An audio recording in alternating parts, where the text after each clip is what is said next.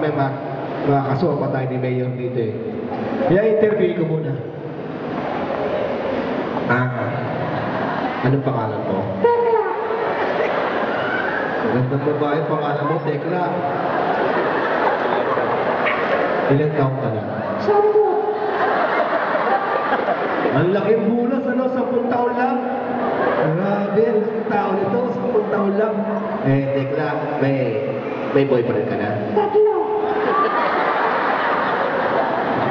Musiba naman ito, 3 boyfriend. Buhay pa yung mga boyfriend mo? Patay na. Boyfriend pa lang, patay na kagad. Ano kinamatay ng una mong boyfriend? Yung lason. Saan na lason? Kabuti.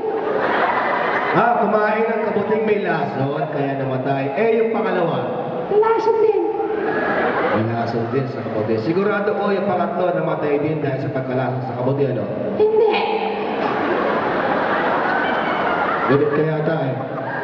Hindi. Ano kinamatay? Pumutok ang ulo. Bakit pumutok ang ulo? Ayaw kumain ng lason. Ayaw kumain ng lason. Ano ginawa mo? Pinampok ko. Mamamatay tao pa na to. Ilan ang anak niya? 10.